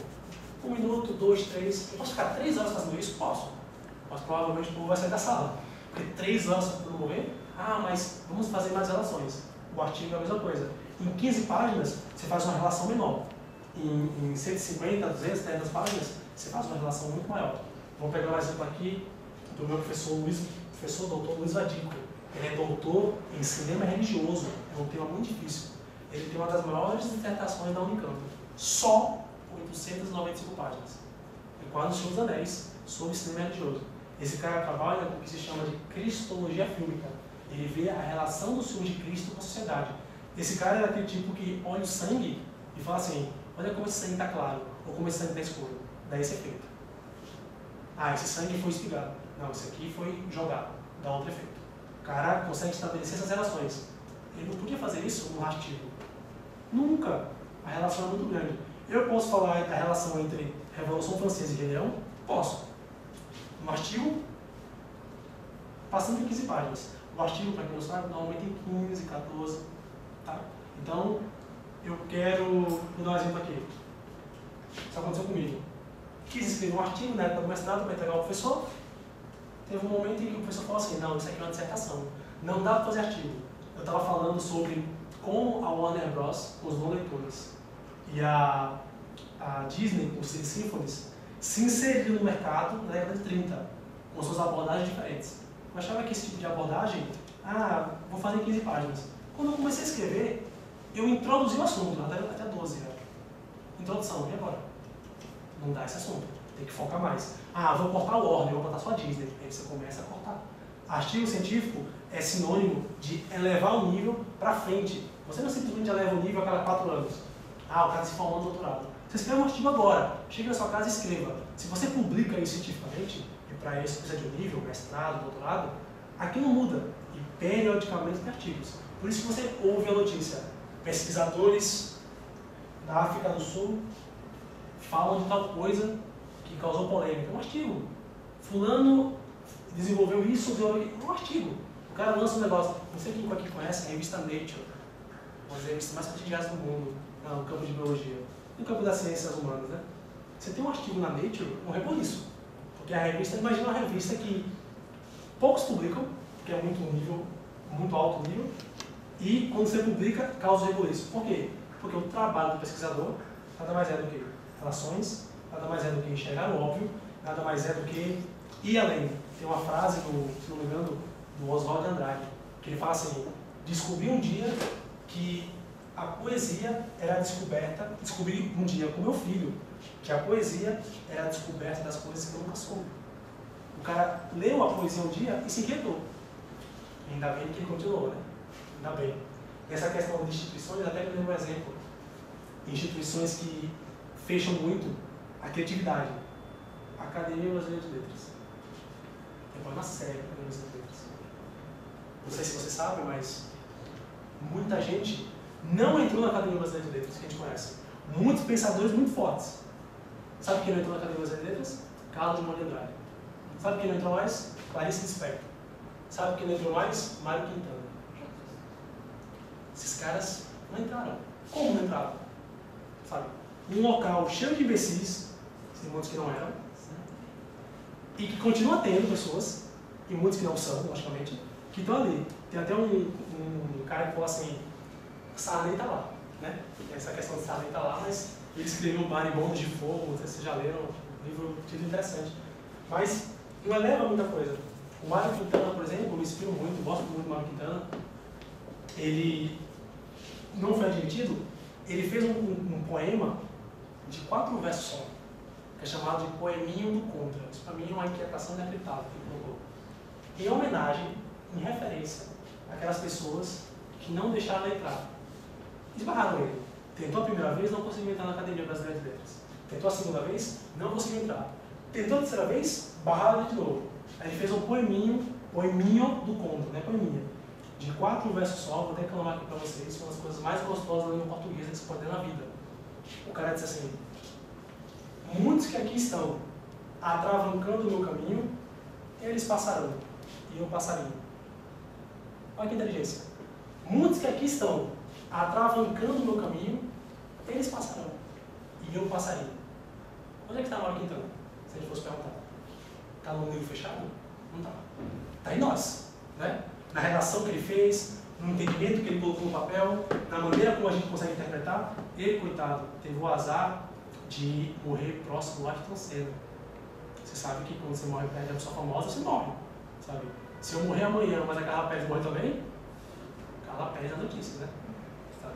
Então, é um problema sério. Se você pega até um professor da PUC, falou uma coisa interessante. Ele disse que toda vez que chega no avião para viajar, ele olha se tem alguém famoso, mas não viaja. Porque vai ser a coisa mais desagradável do mundo ter, tipo, Sarney morre e outros 300 e tanto. Ele fala, isso é um absurdo, não quero fazer isso. O Mário Quintana, ele falou algo ótimo também, essa questão de ir além, né? Por que eu estou falando isso? Essa minha vontade, essa minha questão que eu considero ética, de ir além de si mesmo, de você fazer algo, de você tentar fazer relações e mudar um pouco aquele foco, indo para a pesquisa. O Mário Quintana, ele tem no epitáfio dele, que aqui nunca viu, veja, uma das frases mais lindas que eu já vi. A frase do epitáfio diz assim: eu não estou aqui. Eu não estou aqui. Isso, sem dúvida alguma, é algo que diz diretamente respeito ao trabalho dele. Totalmente. Hoje, os filósofos que eu leio, eu conheço por causa de quê? Por causa do foco, por causa da pesquisa, sobre a metodologia. Então, para mim, eu tenho vontade disso, de deixar algo. Por isso que se diz o tempo inteiro que se você é uma pessoa reativa, lembrando Nietzsche, e guarda conhecimento para si, você nunca vai ser pesquisador. Não sei se você já viu pessoas assim, eu já vi um monte. O cara que sabe muito uma coisa e tem medo de passar. Observa que horrível isso. Se você escrever um artigo científico, a primeira coisa é que você faz o quê? Por favor, me leiam. Por favor, vejam o que eu penso. Aí você vai para um cara que sabe muito e não faz questão de passar. Esse cara tem um perfil de pesquisador? Nunca. Então, para você ir para a pesquisa, você já tem que ter uma base fixa. Sou maturo o suficiente, estou em maturação o suficiente e sou maduro o suficiente para entender que eu não sei tudo de todas as formas do tempo. E ninguém sabe. Você já parou para pensar quanta coisa eu sei e vocês não sabem? Quanta coisa vocês sabem que eu não sei? Quanta coisa que só a gente junto poderia saber? E quanta coisa que mesmo todo mundo junto a gente nunca vai saber? Eu vou ser desonesto onde? Não. Aconteça o que acontecer, isso é verdade. E não só é verdade, como eu tenho a verdade. E por você pensar diferente, você é inferior. Tem que ter um cuidado básico com isso. Para ser pesquisador, para fazer artigo científico, você precisa tirar qualquer marca, caso você tenha, de querer escolher uma coisa. Mas é um processo de maturidade, né, gente? Vamos parar para pensar. O cara não é maduro o suficiente. Qual o pensamento desse cara? Se eu tiver uma competência, eu não falo para ninguém tomar meu lugar. E se eu tiver uma incompetência, eu também não falo para ninguém achar que eu sou ruim no assunto. Isso não existe. Principalmente na minha área. Eu estou na área de cinema. Não sei se vocês já viram, mas no cinema tem mais de 200 pessoas no final. Só que, né? Sabe? É uma interação inacreditável. É muita gente. Só os atores principais, né? Sabe? Aí você pega 1 milhão de coisas ali.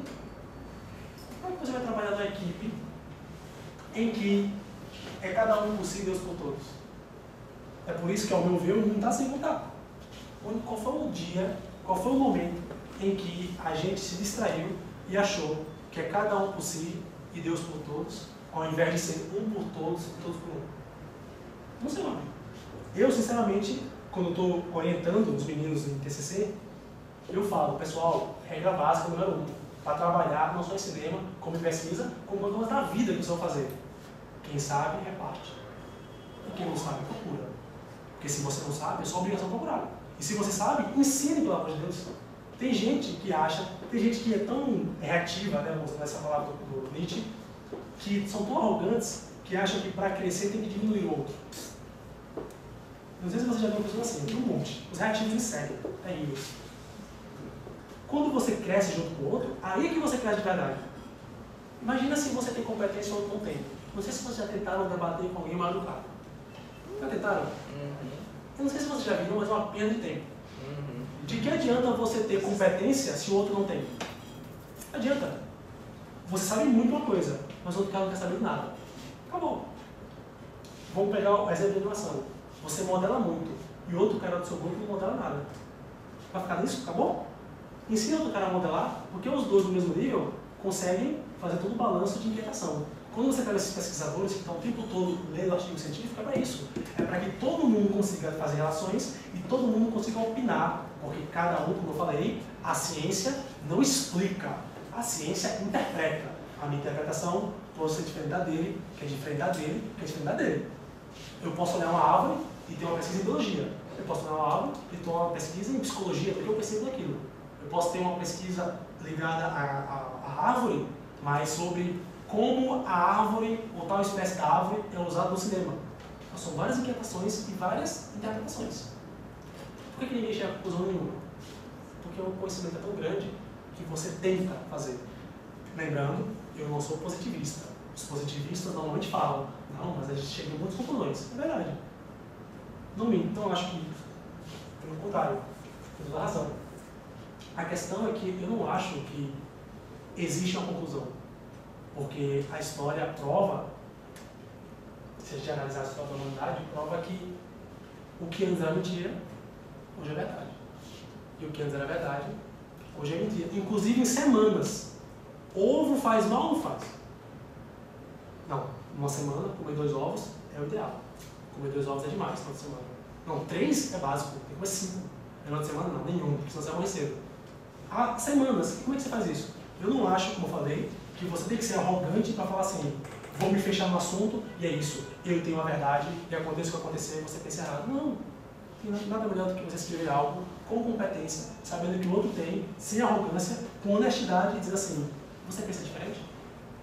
O que vocês pensam no assunto? Estou falando disso. Está claro isso? Isso é a questão básica, pessoal. Vocês têm que parar para pensar. Existe outra faceta, que eu estou falando tanto de pesquisa, que é a faceta do ensinar, que já é outra coisa. Como eu falei, eu gosto muito de etimologia. Se você não sabe, contar uma coisa que vocês não imaginam. O prefixo doc, em grego clássico, significa, em indo-europeu, ele significa ensinar. Por isso que você tem o corpo docente, que é o doc. Enquanto que você tem o corpo discente, que dic é aprender. Por isso que vocês cursam disciplinas, sejam matérias. Mas independente se você é docente ou discente, você tem que ser decente. Vamos parar para pensar. Se doc quer dizer ensinar e dic quer dizer aprender, o que quer dizer dec? Talvez você não saiba, mas dec significa embelezar. Algo que é decente, algo que embeleza. Algo que é indecente, é que enfeia. Coisa feia, professor. Que indecência. Coisa feia, governador. Coisa feia, presidente. É indecência. É o que enfeia. Quando você vê lá, quebra de decoro. Alguém chegou pro outro e xingou, sabe? Inclusive, no caso dos políticos, às vezes você não xinga o outro ao chamar o outro ladrão. Você xinga ao chamar de excelência. Porque enfeia a verdade. O cara muitas vezes é um ladrão inacreditável, você faz excelência. Isso é uma quebra de decoro. Deveria ter um processo inacreditável. Perceba, o que eu estou falando aqui são relações, tá? Processo de inquietação. Essa questão do DEC também, as pessoas usam muito, que é decorar. Não decorar no sentido de memorizar, mas você fala assim, vou decorar minha sala. Você vai botar, deixar ela mais bela, né? Essa é a questão da estética. Essa é a questão da estética.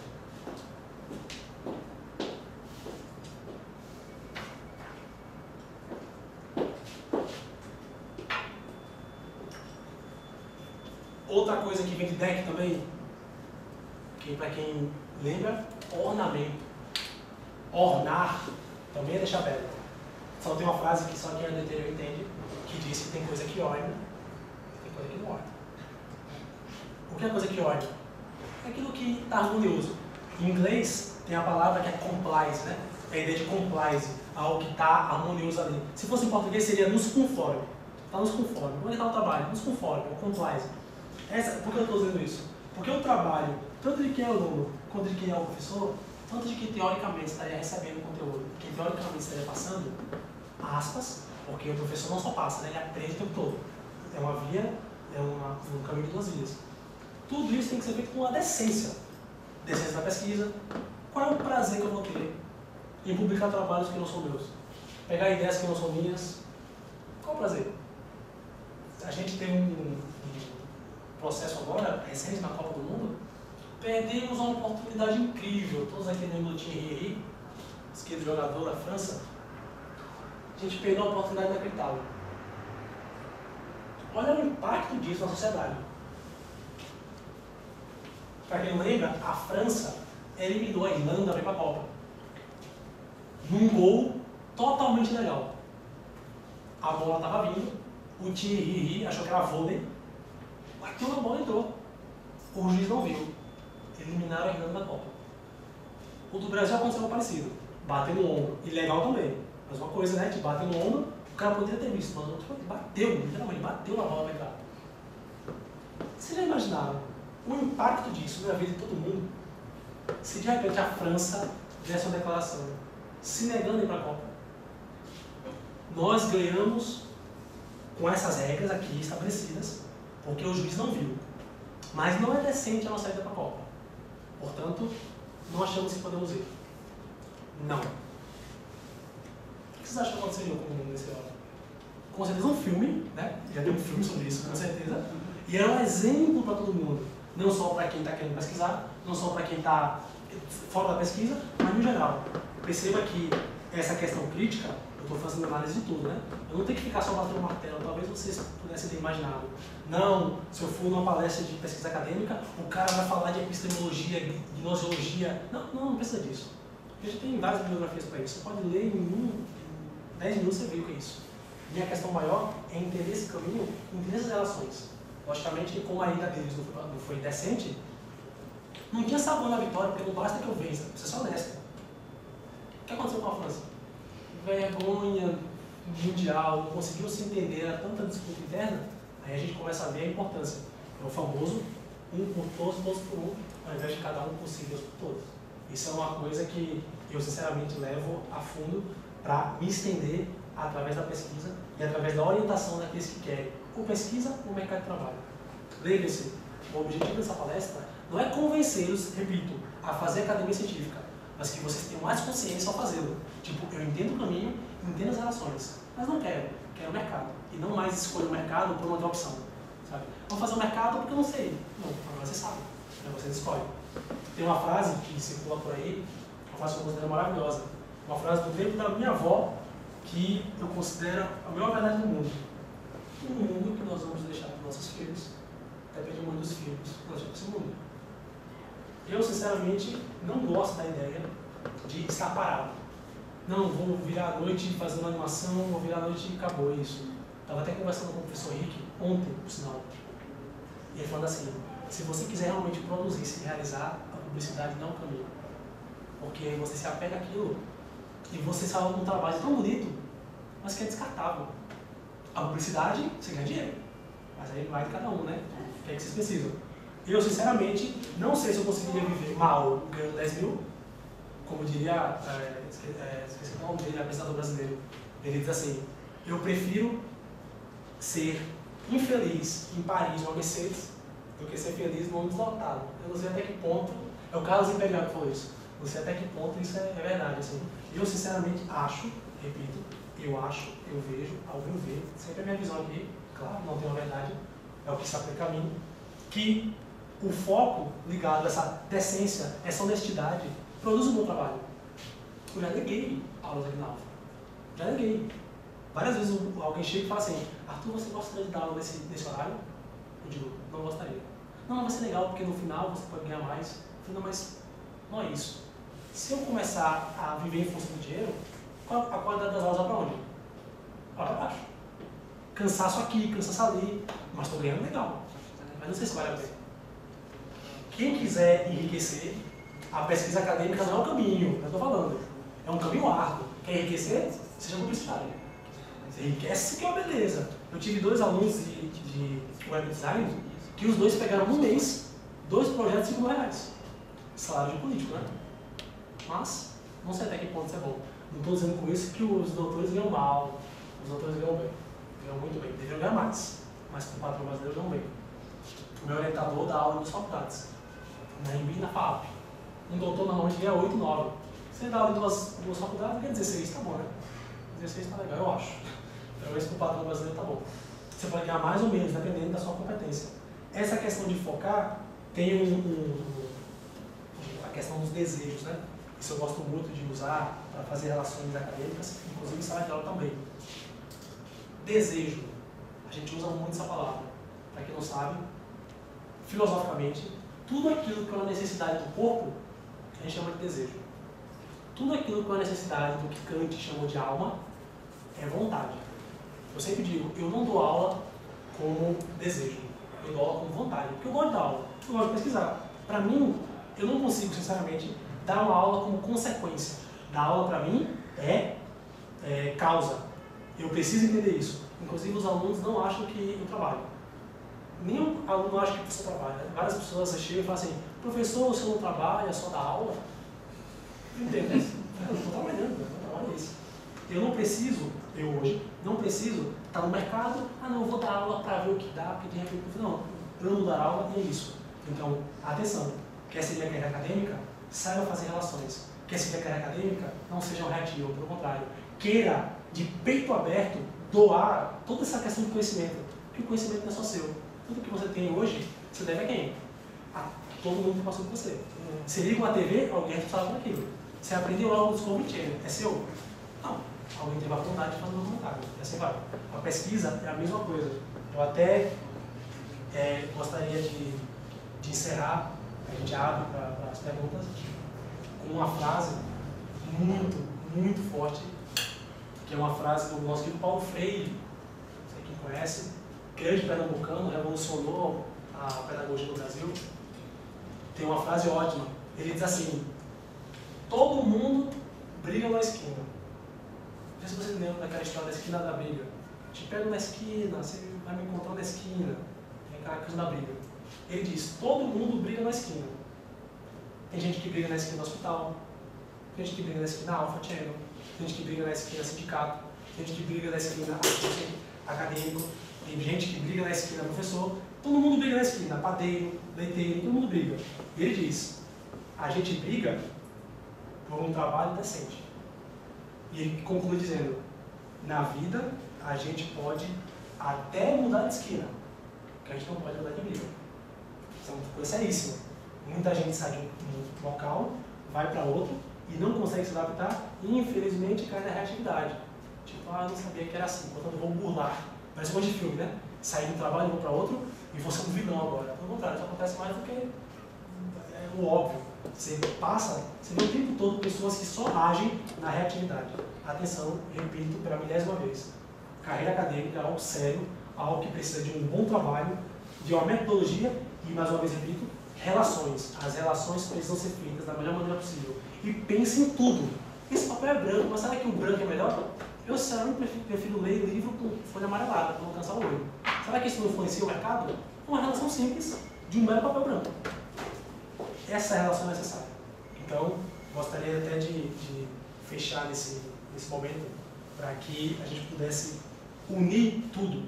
Tem de um lado o caminho, lato sensu, stricto sensu, lato sensu especialização, stricto sensu mestrado, doutorado, pós-doutorado depois, e do outro lado, por que fazer. Eu espero até que nesse curto intervalo de tempo vocês pudessem entender, quem não entendeu ainda, o trabalho do pesquisador, não só o caminho a seguir, mas como ele faz. Obrigado.